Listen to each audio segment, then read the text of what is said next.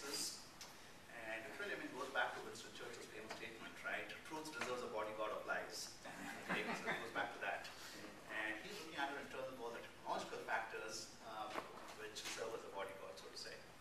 And this is some research which is not just theoretically so interesting, but also had a lot of applied ramifications. It's been funded by NSF, Department of Defense, and Jeff has a slew of publications, pretty much all the major reform journals, psychology journals, also very prominent in information science, at CHI and other places as well.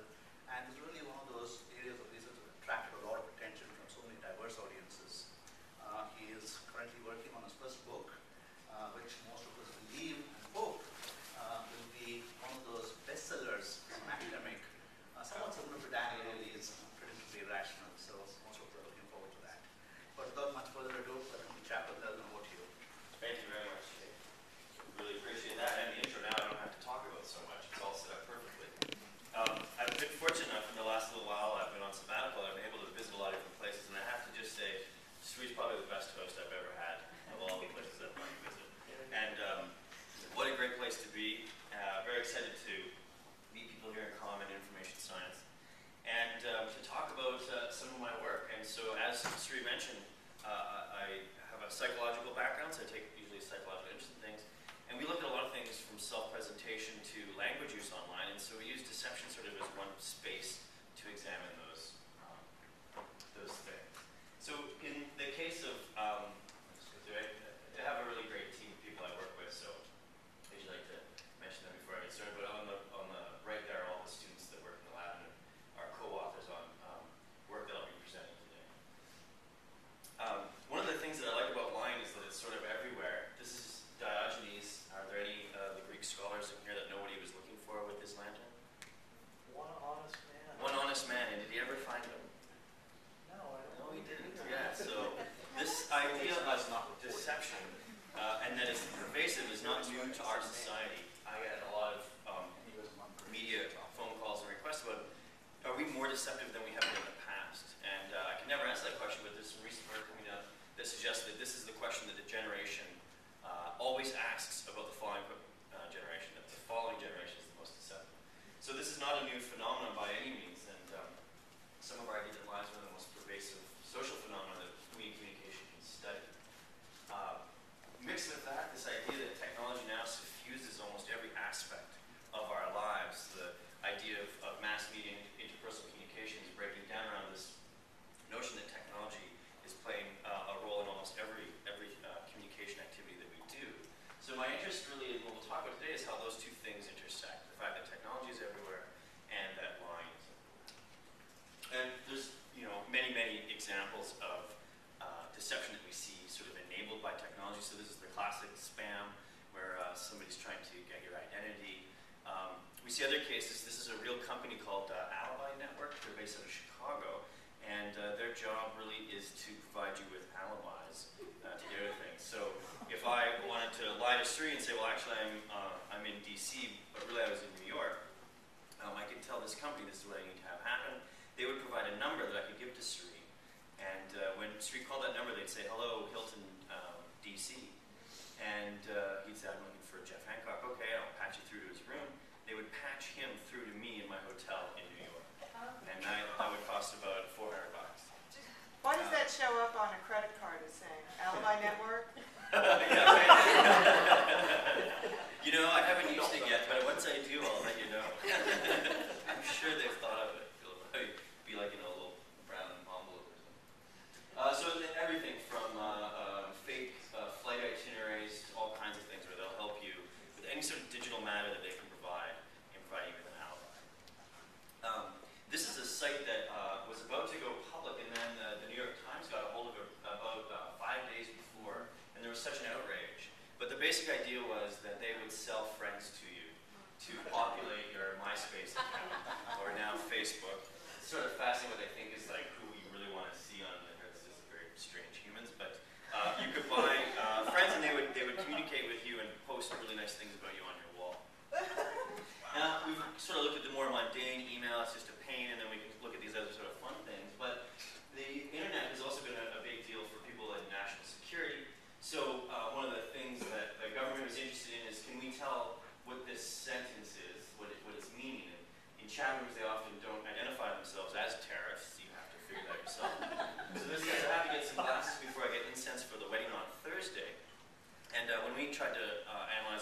sentences that were like this to pick out the ones that were important or not. We completely failed. And here's what the code was that they were using. So glass actually refers to Hong Kong. It's the city of glass. And there's a huge bazaar of incense in Bangkok. The wedding is the bombing event, and so tying it or anchoring it to Thursday provided a 2 to 3 day schedule of how this person would be traveling. And I'll tell you right now, there's absolutely no way for us to detect it with some of the linguistic things I'll show you today, although there are some ways to go about thinking about operational codes. But these are big issues, and so there's many ways in which we can see that deception effects can be enabled by technology. But at the same time, there's also many ways in which technology sort of promotes honesty, sometimes extreme honesty. This is from a site in which people post postcards. They send postcards to this guy who receives thousands a week, and he selects some and puts them up online. And so this gets, I don't know, 3 or 4 million visitors a week, called pusssecret.org. And this person here put a postcard and said, after I was date raped, I dated and slept with the guy that did it 3 more times. I hope that if I can make it a real relationship, I wouldn't have to admit myself that the rape was real. Now this is incredibly honest. This is the kind of thing that you would say, maybe not even to family members, but to therapists. And yet this person is putting this in a space where millions and millions of people will read it. This is a debt blog. And this person here, who's not anonymous actually, put up exactly what their spending is over several months. They track what their cash amount is, what they've spent, what their loans are. And it's an incredible amount of personal financial detail. And when asked, why are you putting up all this information, it's because I'm being motivated by the audience. I don't want to let other people down so they can see what I'm doing. We see this diet blogs where people are posting exactly what they've eaten. And it's not to their own personal diary, it's to the world. This is one of my former honors students, probably one of the top students that's ever come through my lab. And on Facebook, she had 614 photos on there. This is now about a year-old photo. And many of them were her at parties, drinking, etc. And Facebook's now the largest repository of photos in the world. And students just are putting tons and tons of stuff up there. What is going on where people are lying more often, use technology a lot, as well as promoting this sort of enhanced honesty? And that's where my work is sort of trying to get at that question. And I'm going to lay out a series of studies that we've been doing that gets at both the production side, which I'm actually most interested in. When people hear deception, it's usually about detection. I'm really interested in when and why people lie. And before we get into all these studies I wanted to share with you, I should define how I come to think of deception. And it's been simplifying over the years rather than complexifying, which is unusual. Usually the more you study something, the more complex it is. But I use this as intentionally misleading. And I get this from Tim Levine at MSU. So it's intentionally misleading someone in a mediated communication environment. And really the key aspects there are things like false belief. I want somebody else to believe something I believe to be true. And it can't be that I did that by accident. I have to intentionally want to do that. And I swear to God, the definition of deception for me has shrunk probably from 30 words down to this. And I think there's a little bit of the idea of pornography. You know it when you see it. And people can always ask me many what if questions. Is this deception? And they can usually be guided to a position where they know the answer. So, like I said, production and detection. And I split it across those sort of things. And I'll show you 3 studies that go through how people go about lying. We try to come up with ways to look at people lying spontaneously and naturally. And then we'll look at detection, humans trying to detect it in technological space, and then sort of the work that I'm really excited about these days, which is using these sort of NLP, automated linguistic analysis tools, to look at patterns of deception in the words that we use. So let's start with the production side. We're going to start with a bit of a quiz to get you guys all warmed up. I want you guys to tell me where you think people will lie the most. Will people lie most face-to-face like we are now? Will they lie more in the messaging sort of things, text messaging or instant messaging, in email, or on the telephone? So you think for a second. And I'm going to get you to raise your hands, and then we'll go through maybe some of the reasoning. So where do we think people lie the most? How many people think face-to-face is where we lie the most? Okay, so we've got 2, 3, 4, 5, 6, 7. All right, good. Why face-to-face?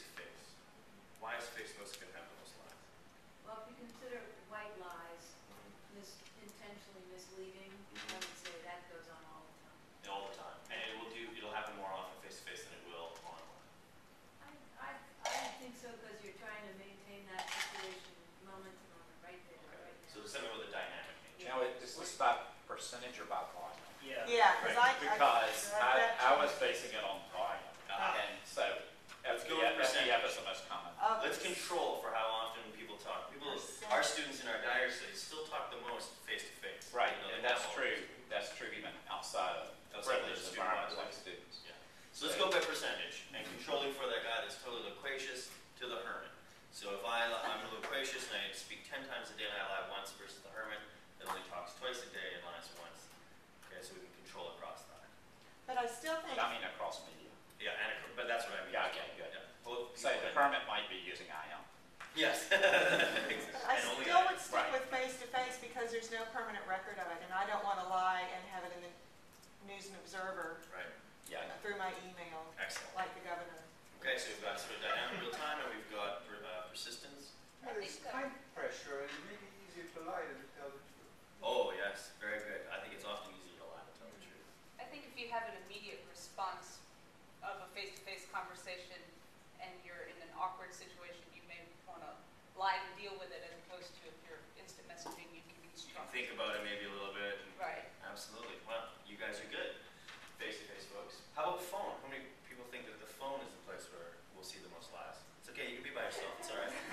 Courageous. Why do you think the phone is where people will lie the most as a percentage? Probably they get away with it, Get away with it more? And why will they be able to get away with it? because they don't have to see the actual person and have a reaction. Okay. Nice. So no non-verbal cues. Things like that. All right, good. That would also be a place where you wouldn't have any record of it, more than likely. Absolutely. And there's about half of the states you can do one-sided recording of conversations, and then in the other half you need both parties to consent. So most of our phone conversations are not being taped by people we know anyways. I'm a Canadian studying deception for the government. I'm pretty sure anytime you talk to me, it's being recorded. Instant messaging, anybody there with thinks messaging is the place where we're going to see a lot of lying? Okay, another singleton. Why do you think that's the case? Because there's no nonverbal cues and Right. it's very quick. You don't think about what you're saying. So it's got a little bit more of that face-to-face thing where it's about the quickness. But then, did you say something about a record? Is that what you're talking about? No, you're not listening. Oh, you're not face-to-face. Right, gotcha. So you might be able to lie. But because it's people that you know, for the most part, I would say it's not as common. Not as common. Not as common to lie to people that you know really well. Right. I think that the phone, is messaging, and email are all Are you married? are all No. medium. What is that question, Megan? Mediums that you know, for the most part, who you're talking about, you're probably going to have a long-standing. So is there a medium there that you think you'll know fewer people? Face-to-face. So face-to-face. We face more strangers face-to-face than we do. Absolutely. All right. And then email. How many people think we lie the most in email? So 1, 2, 3, 4. Okay, so probably the most in email. Why in email? Greater extent of collaboration to plan our web. So you struck that lie even better. All right, great. Other thoughts for email? There's just something about not having, because when you do face-to-face phone and instant messaging, you're interacting with someone right there. You know, you have their attention, and lying just that quickly seems a lot harder, and maybe to me, I don't know, than if you just had to, you thought about it and you just sent an email and didn't have to respond or see the person and have more of an immediate response. Right. Yeah. So the asynchronous nature of email is what you think a liar might lead to more lies. Okay, good. Excellent. Well, I have to say I'm very impressed by all of the factors that you raised, some of which are going to be consistent with some of the things I'm going to show you, and others that you've said, I think they play out in the opposite way. So we'll go through it. I think you'll find it interesting. So, as you mentioned, what we need to do is think of it as a percentage of the number of lies within a medium. Okay, so like people still talk the most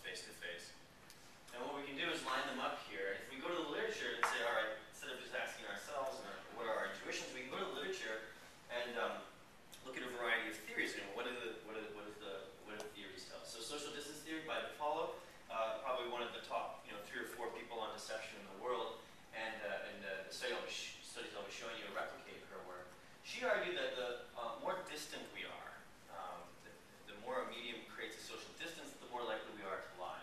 And so I've lined them up according to social distance. She never really defines what is social distance, but presumably email, which is asynchronous, is more distant than instant messaging, which is real time, which is more distant than the phone, which has vocal and is dynamic, and face-to-face, which is presumably the least distant.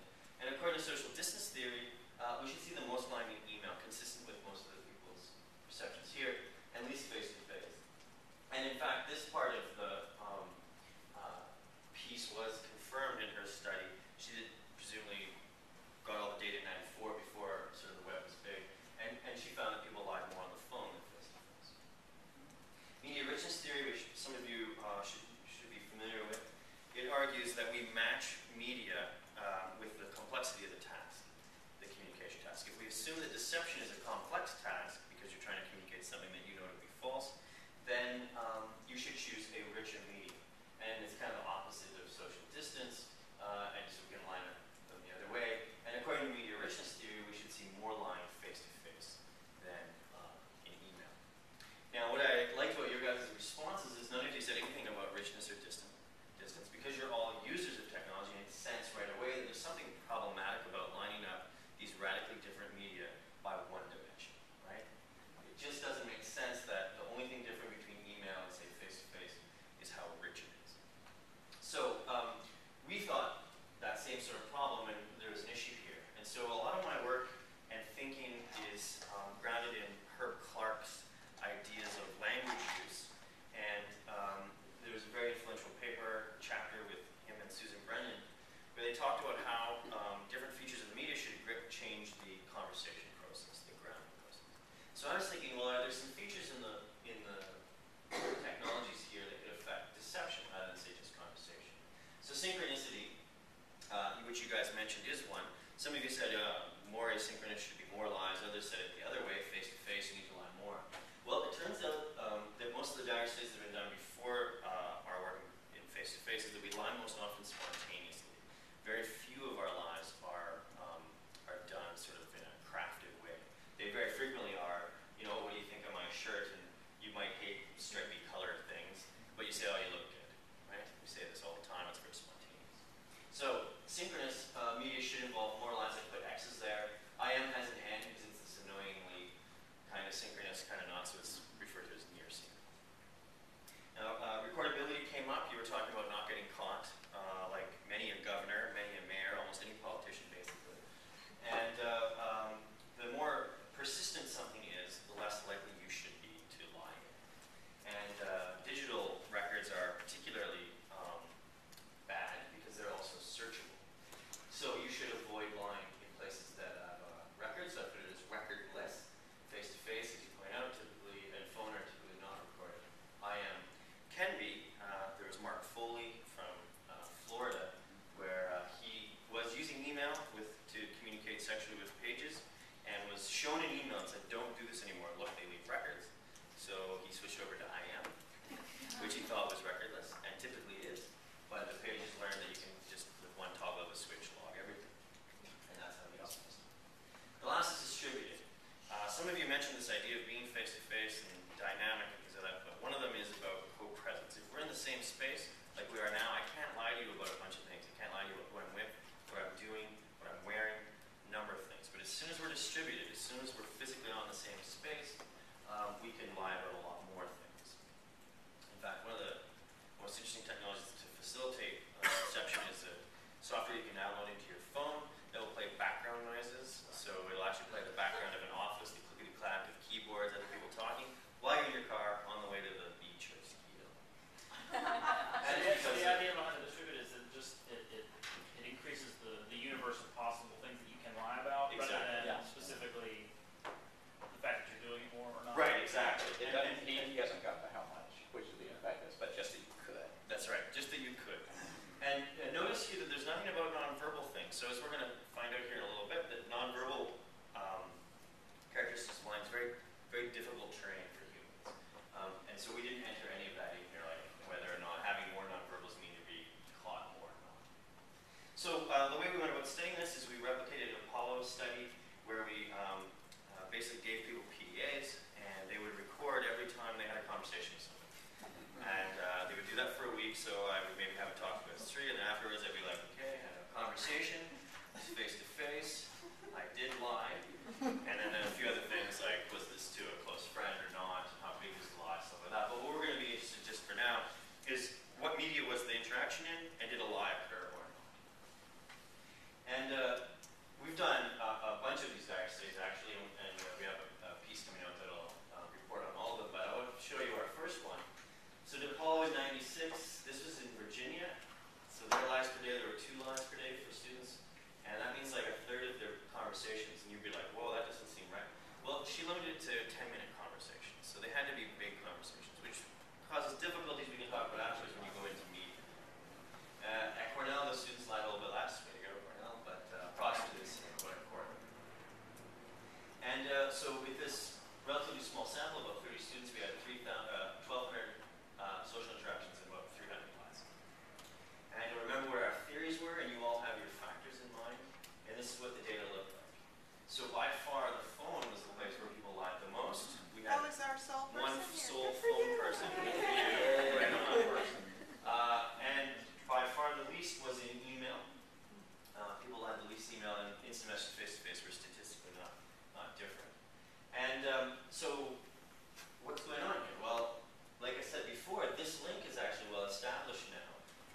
So even pre-web, people were relying on the telephone more than face-to-face. And that comes from DePaul's studies.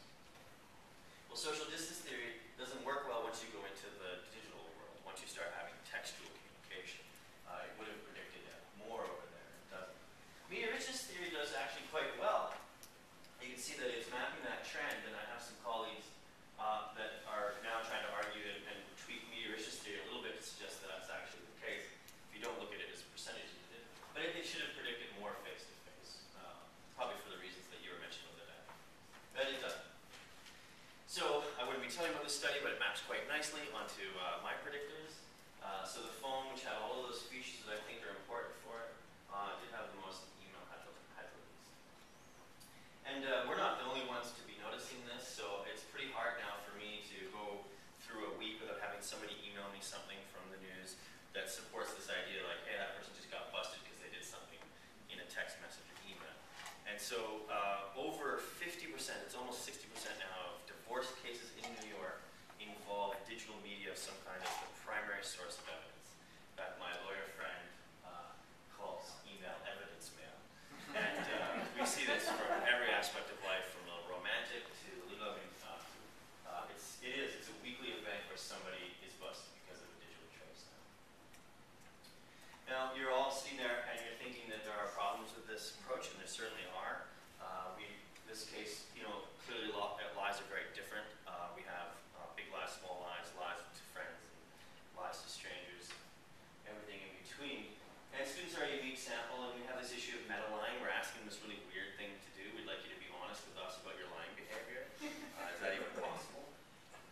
So we've replicated a number of things. We tried it with non-students, and this is what we got with non-students. It's very similar, although instant messaging and email are no longer different. And we're starting to do other things now in social network spaces. And it's basically every space we look at, email is almost always the one with the least. And I think you made a good point. We don't typically consider, and in the diary studies, emails with strangers like spam and stuff like that, those are excluded. If you included spam, and we as ultimate consumers don't see, I think we see maybe above it. Well, and I don't send spam. So Right, and you don't spend spam. I'm not the one mine. Exactly. Transaction. But this is always shocking because people are like, oh my god, but email is so deceptive. And yeah, from that sort of spam point of view, it is. There's so much of it. But from an interpersonal point of view, but there is this thing that remains, this idea of meta-line, and that always bugged me. Anybody wants to talk more about the diary studies, like I said, we've done very few.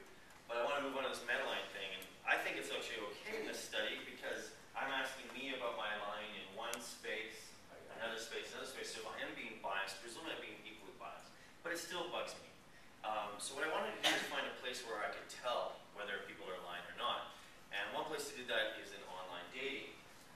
Online dating is this cool context where you present to the world, and I can record it, and I can lock that away.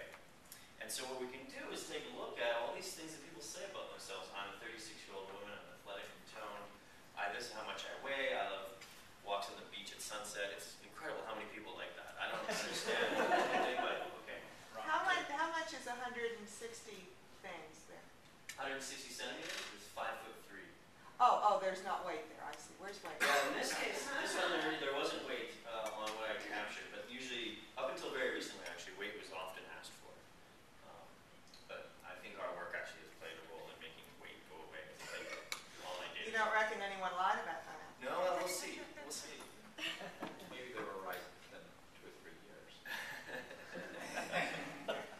So, we can think about the self-presentational goals of being online. And this is not a new thing now, or a unique thing.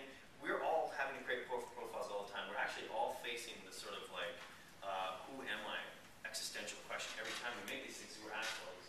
Well, in case of this online dating, you have one goal, which is to appear attractive. And this can be accomplished in many ways. There's fewer cues. I can edit them. I can take my time. And this has all been sort of discussed by Joe Walder and his work in the 90s that sort of anticipated this. The idea that you can make yourself look better when you have fewer cues and can edit things. And another goal that you want to have, though, is that you actually are an honest person. So if you construct this like incredibly beautiful profile of somebody, and I make a profile and I look like Brad Pitt or something, when I actually go to have coffee, there won't be anything beyond that. I'll meet her, she'll be like, oh my god, you don't look anything like what you said, and your ultimate goal in online dating will be stunning. And so this is because of the persistence of profiles, there's no recordability, and the idea of anticipating future traction. Lastly, males and females have different preferences in other people, and this is coming from evolutionary psych. I will tell you that I don't have a dog in the evolutionary psych fight. Some people find evolutionary psychology very offensive, but we use it because it actually is very predictive of behavior in the online dating space. So, in the aggregate, females prefer taller men. Until George Bush, I believe every U.S. president was taller than the man who lost. And males prefer slender, younger women, and some recent work is coming out looking at poetry, and this is not a new thing, it goes back many hundreds of years. So we can say, all right, here's what your goals are. If those are your goals, what should your deception strategy be? So if you want to look really attractive, what should your deception strategy be? You should lie a lot, right? You should lie as much as you can, make yourself look as good as possible, take advantage of the media. But that interacts with this idea of appearing honest. So when you do lie, you need to lie subtly. You need to lie in ways that won't be caught, but still enhance how you Might you give an example? Yes, I'm going to give you many examples. One that she can do. Yeah. Dating online. Well, I'm noticing that you're wearing shoes that have things at the heel. So when you stand, you are not actually the height that you actually are. That's an example of that is both frequent and subtle. Is there another example that you would like? That'll do fine. Now, we can map these goals that are gendered onto each other. So women should lie about their weight and age if men prefer slender, younger women. And men should lie about their height. Okay, so there should be some differences in the way that men and women lie. So to do this, like I said, I can capture exactly who they said they were, and then bring them into the lab, put them on a scale, get their weight, put them up against the wall, get their height, get their income tax returns, get their income, get their driver's license, get their age, lots of fun stuff. I had a very, very persuasive graduate student doing this. Her name's Kelly Natoma, and she plays a huge role in much of this research. And she really is the driver on a lot of this. But she persuaded almost everybody, 98% compliance, on giving us access to their income tax returns. Oh my gosh. So we call this technique cross-validation. Here's what you said you were up in on online space, and here's what you are in real space. Just on the side, she's applied to our PR position, so we Yes, should hire her. yes, she has. She's fantastic. She's obviously good at persuading.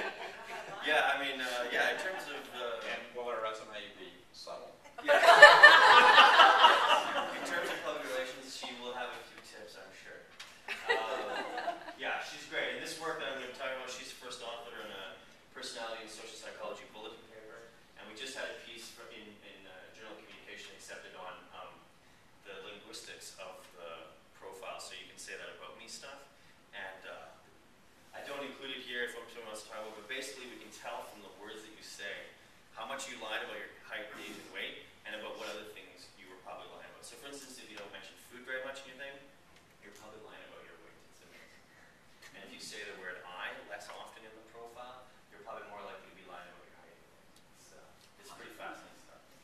I'll talk a little bit more about the linguistics later, but if other people have interest in that, then let me know. So Ithaca is actually smaller than Chapel Hill, and we tried to do the online dating study for about 3 weeks there, offering quite a bit of money, and it turns out that not one person responded in Ithaca. I think there's no online dating. There's mostly like, farm management of cow herding. So we had to go to the big city, and my friend Michael Schober had his lab there at the new school that we used, and so we brought in 40 females. We paid them to take part in a self-presentation study. We scraped their profile, and then they came in. They didn't know it was about deception, and we did the technique I just mentioned to you.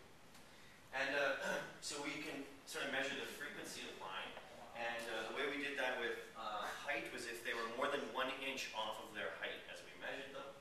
And you can see, males lied more frequently about their height than females. Lying about their weight, we gave them a window of 10 pounds. Okay, so if you were 10 pounds off your weight, you were cool. That was not a lie. That's right. Either way. Yeah, either way. And so what we can see here in that age, it was, were you that age that year or not? So that would be a deception if you were. And the big thing I want to pull away from this, actually the frequency stuff, other than the height for males, didn't really come out to be significant, I think. But one thing that's big here is that almost everybody lied on at least one of the categories. So 8 out of 10 people, at least one of the categories we consider them a sign. Now, these are profile analyses where think of the line here as the truth line. This is how, in this case, tall people said they were, so that's their profile height online. And then the vertical axis is how tall they actually are. So if a dot lies on the truth line, then they were being very honest about how tall they were. And you can see for women that it's pretty much equally dispersed and distributed around the truth line. So this person here is saying that they're 65 or so inches, when in fact they were about 62. So women, some lied more, some lied less, there's no clear pattern. But when we go over to the men, you can see that they're all below the truth line, which means almost every one of the men were actually shorter in reality than in their profile, what they claimed in their profile.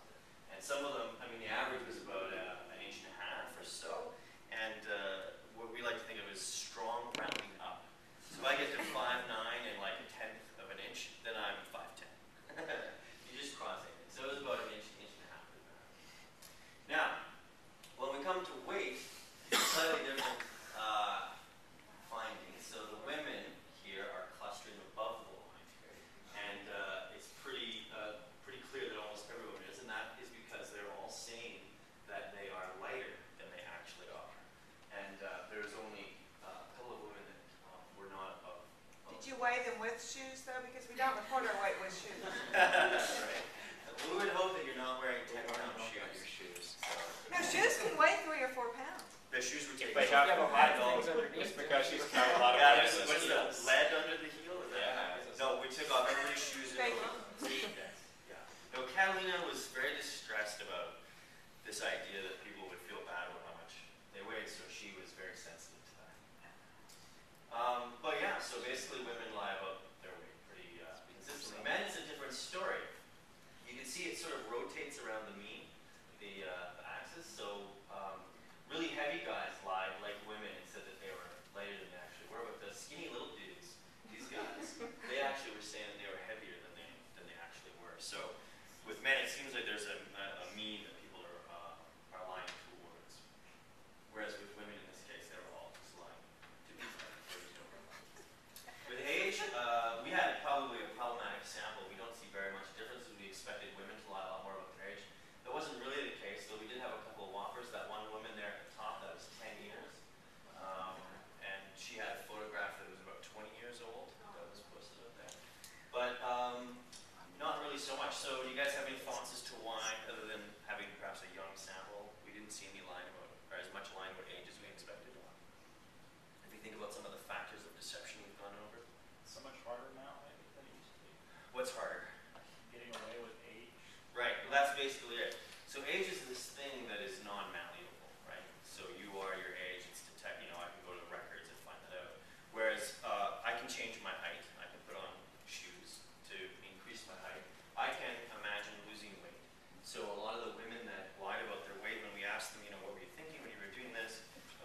rationale, a lot of them would say that they used it as sort of a dieting technique. So they would say they weighed 110 pounds when they were 120, and the idea is that once they had a date, they would get down to that weight, right? Because now they were sort of publicly. So that's the idea of the production side of it. And anybody that wants to talk afterwards more about that, we can. But I like that one because it really allowed us to get at the lying behavior without having to ask them, are you lying or not? So let's switch over to the detection side. And this is the work that I probably get asked most about, which is about trying to tell when and if somebody's lying. And one of the big questions is whether that's easier or harder online compared to face-to-face. So let's start with face-to-face. And let's start with an experiment to give us a baseline of how difficult it is to detect deception. And you guys are going to be in the experiment. So I need you to choose a partner.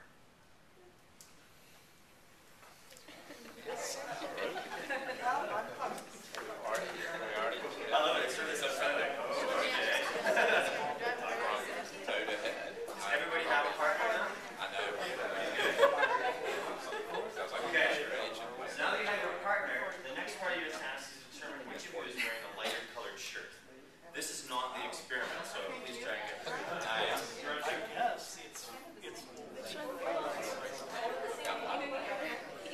Okay. So, the lighter colored shirt partner has been identified. Lighter colored shirt partner, I'm going to get you to start thinking about, I want you to start thinking of a trip that you went on recently. So lighter colored shirt. Think of a trip that you went on recently. Now, dark colored shirts, I want you to close your eyes. Again, I am an expert in deception. I will be watching you if you don't have your eyes closed. So please close your eyes, lock them shut. I'm going to give some instructions to the light colored shirts.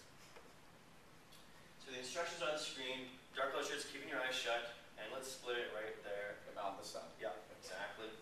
Okay, so take a look at your instructions. Okay, and dark colored shirts, you can open your eyes. Light colored shirts, you have your instructions. You're going to talk about a trip you went on recently, and I want you to tell that story to your partner now. And after about a minute, we'll stop. All right, so take about a minute to tell your story. Good luck. Okay, we got a great trip.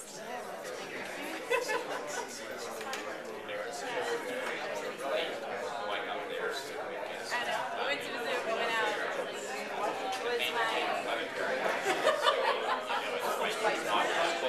was my neighbor's children too.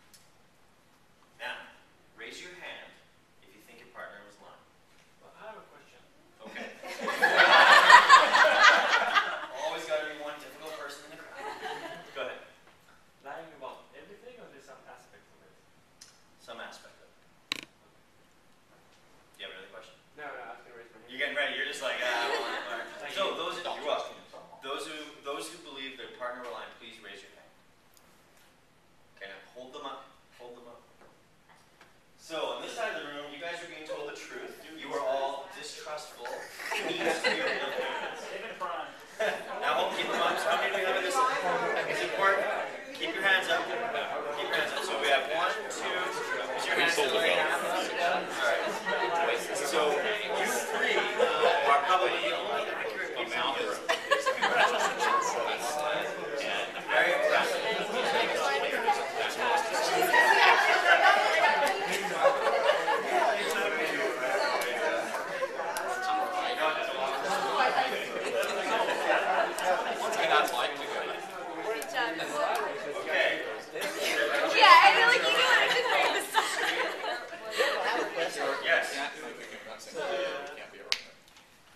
Felix was telling me that one of the reasons why he trusted me completely was because he said I was convincing, but I had actually done this trip, except that I'd done this some years ago.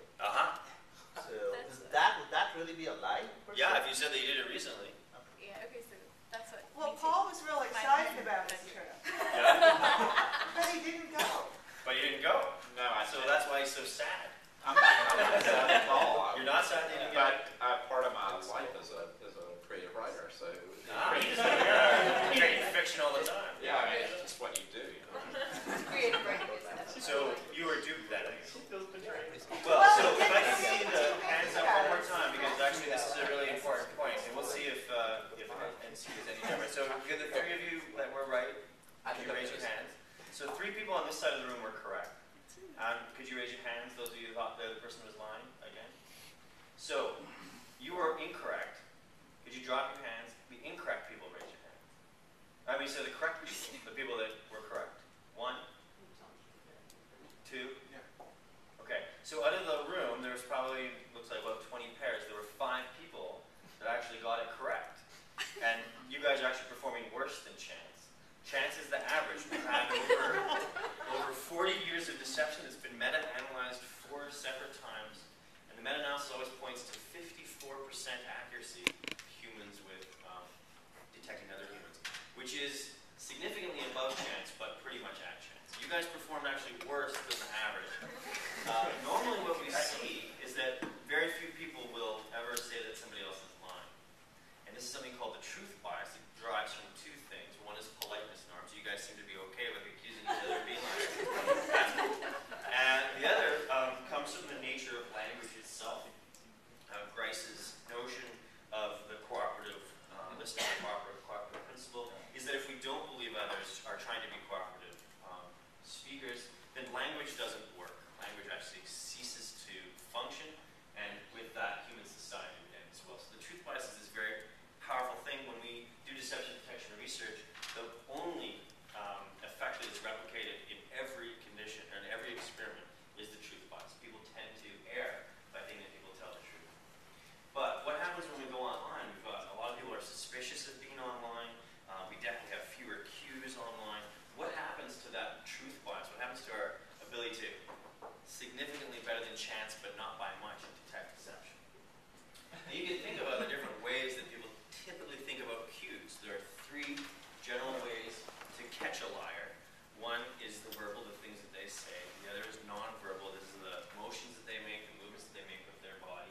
And the last is physiological, like the polygraph here, which measures physiological processes like heart rate or galvanic skin response.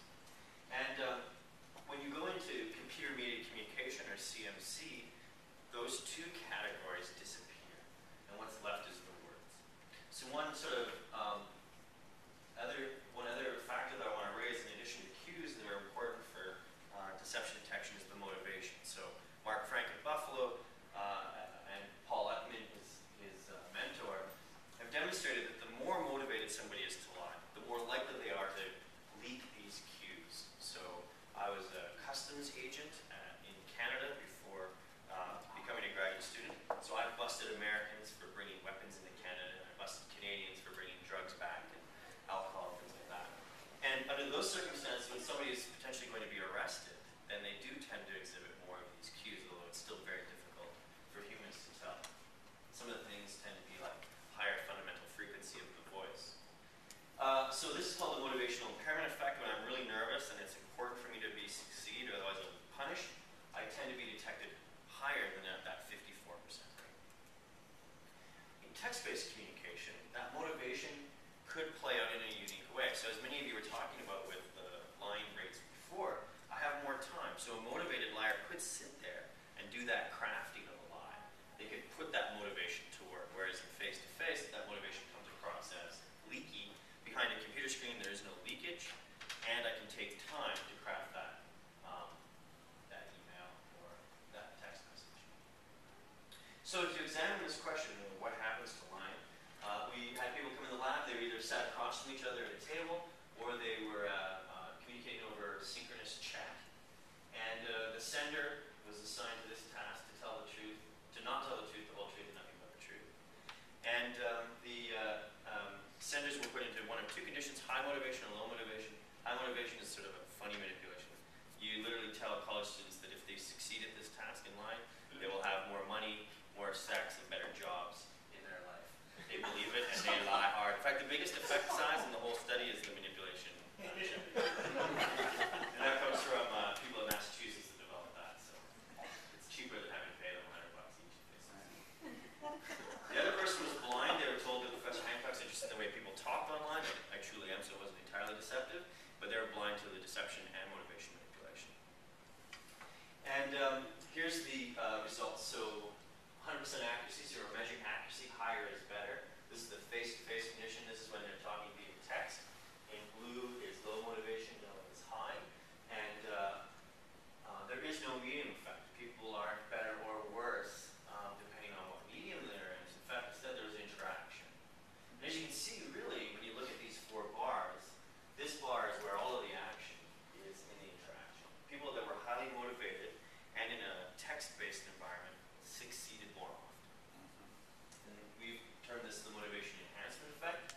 And I think it is because of this idea that the screen sort of blocks any nonverbal leakage that could be coming out, and it allows motivated senders to take advantage of that space. And I mentioned Mark Foley before. He hasn't been convicted or classified as a pedophile, but one of my colleagues works with pedophiles. He's in Canada, and these people, as an example, are not sort of having sex with children for fun. This is part of their psychological makeup. It's their very being. They struggle with it daily, and they're extremely highly motivated.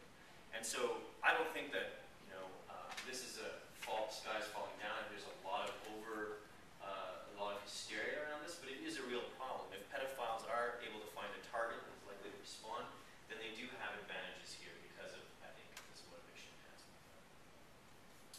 Okay, well, so humans, we're pretty bad at it, and we seem to be a little bit worse when we go online when people are really motivated against us.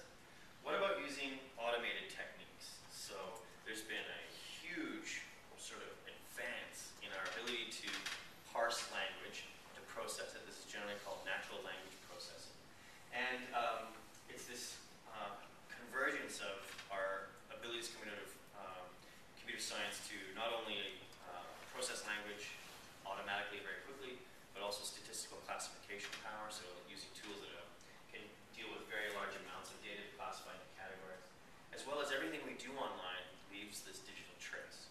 So we can have now masses of texts, and we have tools for processing them really fast. And we put those together to detect deception. And really what I'm looking for here are traces of the deception that are reflected in language, manifested from, say, cognitive or emotional processes going on in somebody's lives. And there's been a decent amount of work on this in the last 10 years. Before that, it was all using human coders. It was very messy data, and it showed us nothing in meta-analyses.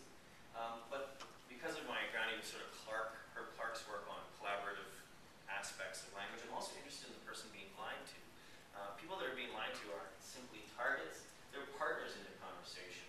And one question is, do they provide some information about whether they're being lied to or not as well? And so you'll remember that experiment I just went over. We had people talking to each other on a computer, and one person's lying, the other person's not. So what we can simply do is, instead of just looking at can that person detect it, we can look and see how they talk. And I'm not going to go over all of the different linguistic patterns, though I think they're really fascinating. Jamie Pennebaker and I have just finished a meta-analysis on this, and I'll show you that in a second. But one of the things we can do is we can look at really simple linguistic patterns. One of them is I, the word I, which is first person singular, which is distinct from first person plural. It's not a trivial distinction. We, that's plural. We are finding over about 10 different studies in radically different contexts that the word I is the most consistent predictor of whether someone's lying or not. And it works this way. Theoretically, it's something called psychological distancing that Moravian came up with back around 67. And that is when we are being deceptive, we tend to distance ourselves from the statement. And the word I, however briefly, refocuses somebody's attention on the self. And so what we find when people are lying is that they tend to use the first person singular less compared to when they're telling the truth. And it's a small effect. As you can see here, this is the sender. This is the percentage of words words. So if they typed out 500 words, then it would be number of times they use the word I, literally space, I, space, divided by 500. And you can see that in yellow here, these are the liars. Sorry, this is when they're telling a lie, and this is when they're telling the truth. Sorry, I didn't label that. When they're lying, they use I less. And we find this again and again and again. But if you take a look at the receiver, the partner, they also say I less. So remember, this person didn't know anything about deception. Yeah, sure. Chip, what's the subject sample here? On this one, this would be approximately 40 dyads of students lying to each other. They're lying about things like Face to most face. important So- Face to face, still face to face. This is actually, this data comes all from CMC, all from chat-based conversation. So you mentioned one of your colleagues who looked into some of the cultural factors of technology and all that. Have you tried the study, for example, in Singapore or Korea or some place? Have you seen the I is replaced by the we? Right. In terms of something which is positive selective self? Right, so culture is going to be a huge factor here, and in fact, we just have an NSF grant to start doing this, looking at other cultures, because the Department of Defense is involved in giving the NSF some of the money. Places that we're looking at, languages, would probably not surprise you, but Chinese, Arabic, Korean, and some of these languages are pronoun drop languages, so they don't tend to use pronouns in the same way we do, like Japanese, you don't say the pronoun. Others of them have different evidentiality properties. So in some types of Arabic, you can't just say something like it's raining. As part of the verb, you actually have to say how you know that it's raining. Either you heard it or you saw it. And so I think there are really interesting differences. But psychologically, it should be the same. I think they'll just be reflected differently in language. So we see here that this person's been lied to, and these are the same people I told you that performed a chance or worse, so they could not tell that the other person was lying to them, but their behavior changed. Their use of the first person singular went down when they were being lied to. And in fact, there was a ton of these instances. I'm just going to skip through that.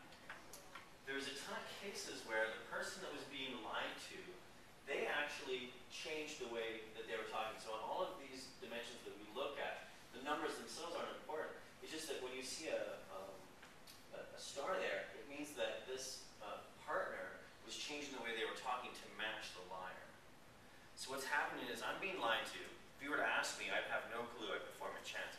But my linguistic system has changed. When I'm being lied to, my linguistic system's changed. But when I'm asked, is that person lying to me or not, I can't access that information of change in my linguistic system. And what's cool is somehow it appears that the liars can crank up linguistic style matching when they're lying. So when they're lying, there was a lot more linguistic style matching, which occurs naturally in conversation. We tend to use very similar words that people do for priming, but it seems to happen even more often in deception. Now, whether that's the liar doing something to prime the other person or not, we haven't figured out how to tease apart that causality yet. But I think what's most fascinating here is that people being lied to change their behavior without knowing. It wasn't that they just were matching the other person. In one of our studies, we found that the person being lied to, the partner, actually asked more questions of the other person when they were being lied to than when they were being told the truth. And we're like, aha, finally, we have people that are suspicious. It's those suspicious people asking those questions, they're going to do better than 54%. Well, when we looked at that and used just question asking as a sort of predictor and a regression, 0. The beta was like nothing. So they're asking more questions. They might be suspicious, but it plays no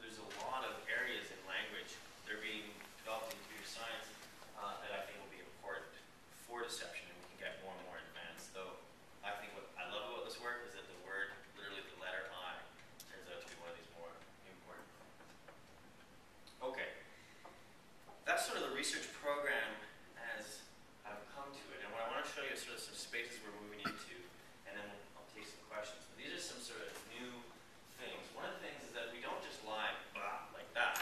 When you were telling your lies about what trip you went on, you told them through time. And so lies need to occur through time. But how in time do lies occur? One possibility is the bursty hypothesis, that when we lie, we tell truth, and then boom, boom, boom, we lie, and then we tell some more truth, and then boom, boom, boom, bunch of lies. Another hypothesis, which I'll change from hiding your truth to bodyguard of lies, thank you, Sri, I hadn't thought about that, is that you hide your lies within truth. Now, this idea makes sense, it's a very smart sort of thing, but between these two, the second one, hiding truth, is cognitively much more taxing. Just speaking in conversation is incredibly cognitively difficult. So cognitively, the bursty hypothesis is much more likely that you lie as it comes out and as you need to do it. The other one is probably pragmatically more useful, but cognitively much more difficult. Question is, well, how do they do that? So we have a number of experiments going on where we use some software that we've developed where we force our students to tell us whether every instant message they send contains a lie or not. And they first love it, it's great, and then after about 4 days they want to kill me or whoever's running the study, because you're having to say for every message, did this contain a lie or not, before you can send your next message. And then, this is a pilot, we've gone on from there, but so we have about 48,000 messages, and 11.5% of these are rated deceptive. We do have coders go through and eliminate jocularity, so saying things like, his head was as big as the moon. Sometimes they would mark that as I lied there, and we would take that out of the lie bit and say, oh, that's just a joke. And so what we can look at is, all right, of those 4,800 messages, did lies occur in bursts, or were they spread? And I'm an experimentalist. I work with ANOVAs and general area models, so I really struggled with how to analyze this. It turns out, oh, sorry, I'm going to here's some data. We took the middle message for that person, so if they took 100, this is message 50. If they wrote 1,000, this is message 500. And we just looked at around the middle message, what does it look like? And as you can see, it's pretty bursty. And I took these because these are illustrative, but you wouldn't believe how many times I would just pull it randomly and we would find this sort of behavior. And so when we analyze this, statistically it's weird to do this sort of sequential data. So there's something called a runs test, which tests the likelihood of a sequence of binary options occurring by chance. And if it's a negative z-score, it means that there's too few runs to be chance. And that would suggest clustering or bursty. And if it's a positive score, then it suggests random, that there's lots and lots of runs, more than you'd expect by chance. So negative is going to be bursty. Positive is going to be the hiding in truth of the bodyguard of lies. And what we find is that it was definitely below zero, significantly below zero. It looks like when people lie, it's a burst of lying. So is this consistent with your experience when you're telling a lie about your trip? Is it possible to have insight into that? Yeah. Did you find that then? Well, cognitively only keeping track of 2 lies. You made up 2 little stories instead of 6. Right. Yeah. Just, as long as they're internally consistent, then you only have to keep track of 2 things. That's right. So we think that's exactly why this is occurring. It's cognitively, it's much easier. So that's lying through time. Another one is, I do have this interest of the real world sort of things. Having people pretend to lie in the lab is unsatisfying. And so one of the things I've been looking for are real world lies. And because of the digital world, everything is recorded. We can look at things like, well, did Bush lie when he was talking about the Iraqis having weapons of mass destruction and links to Al-Qaeda, or was it a mistake? And there's a group of journalists that put together this thing called the War Card, in which they looked at 2 years of all the administration's statements that had anything to do with Iraq, from right after 9/11 to right when the war started.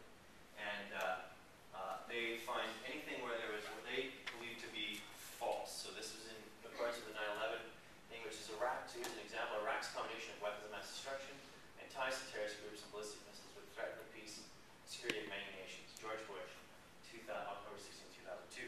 They would code that as deception, and they call it deception because it turned out to not be true. I call it false because we don't know whether administration, some of the administration have argued that they really thought that there were these things, and they were wrong, that they made a mistake. But just to give you an idea, here's what the false statements, how they sort of happen. So they peak right as the rationale for war is peaking. And there's some more examples of what they called deceptive. I call them false. So these are statements that they made that are demonstrably false. We can use history to tell us whether they were true or not. Here's an example. When you go into their database, they highlight places where they think there was deception. So not only do they have a robust set of programs developed around weapons of mass destruction, this is a place that has used it. So what I did was created two buckets. One was a bucket with all of the yellow words in it. And another bucket was all of the words that surrounded the yellow words but weren't deceptive. So what you have is this really nice controlled condition where you have a speaker, say George Bush, on a day, on a certain topic, and then you just split whether it was something that was demonstrably false later or demonstrably true or not false. So it's the same speaker, same day, same topic. And then what we can do is we can look at some of the linguistic cues that are have been demonstrated to be connected with deception. So we've already talked about first person, negative emotion. They tend to increase when people are lying. Actually, emotion in general, both positive and negative. People that are deceptive seem to use more emotion words. And exclusives, exclusives are things like but, except, and they tend to be strongly correlated with cognitive complexity of a statement. The more exclusives there are, the more complex the narrative, the sentence, etc. So they're like a nice simple indicator of how complex the sentence is. And when people are lying, we see exclusive rates go down. So people use fewer buts and excepts when they're lying. And so what we can do is we can look at those two buckets. And one bucket is false, and another bucket is non-false. If Bush and all, Mr. Bush plus his top 8 administration people, if they made a mistake, then I'm literally pulling out at random statements for them. If they believed that he had weapons of mass destruction, just like they believed that he had gassed the Kurds, non-false and false. If they believed both, then in their language use, they should be identical. Because I've literally, at that point, just drawn randomly from their speech. And if I've drawn randomly from their speech, they should be the same. Well, we don't see that in the case of first person. So you'll remember psychological distancing. They use first person much less, significantly less, when they were talking about weapons of mass destruction or links to Al-Qaeda. With the negative emotion cues, that goes way up when they were talking about false statements. So much more negative emotion. And lastly, we see lower complexity. As they were lying, there were many fewer, so there are much fewer exclusive words except by them. This is exactly the pattern you would predict if there was deception going on. And I've been doing statistics in research for about 15 years now, and I'm embarrassed, I guess, to say that we calculated effect sizes for this, and it was above 1. I was like, oh, that can't be right. How can you have an effect size over 1? D equals 1 point, I think it was 1.2 or something like that. And so I had to go back and look at what a D was. D just means that you're accounting for like over half of the variance. These effect sizes are massive, massive. They're the biggest I've ever seen in all of our work. And they strongly suggest that there was some difference mentally when they were producing these false statements than those. And they suggest deception over mistake. These are written statements, spoken statements, Yep. kind of across the different media. Yep, we've averaged across spoken, Yeah. non-spoken, we've averaged across spontaneous and planned. Right. So when it's planned, these things still hold. But when it's spoken, when it's planned, this first person thing goes away. Sure. So it looks like some things that are very non-consciously produced, like pronouns or function words, and we have very little conscious control over them. When English as second language speakers make mistakes, it's typically function words, like pronouns. Who do you think would show a bigger lie pattern, Cheney or Powell? Oh, that's Cheney, probably. Cheney. But he believes it. Yeah. Yeah, Cheney You might know be what? fine. Cheney, of all 8 that we looked at, he looks the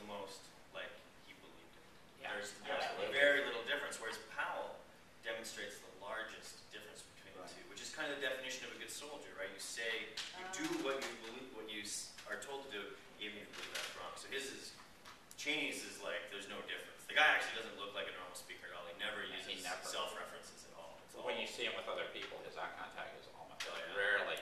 When you see a ring picture of him, he rarely has eye contact. Well, Darth stands out here. He looks like he believes what he was saying. Have you written this paper? We've had it rejected at Science and Nature, and we're reworking it now. Really Sri and I have been talking about where we need to send it, so yes. But if anybody has other suggestions, please let me know. Yes? I was wondering whether it indicates a confidence level and not necessarily a full-blown lie. Yeah. Do you know Robert Trivers out of Rutgers? He's a evolutionary sociologist guy. He just contacted me and sent me a chapter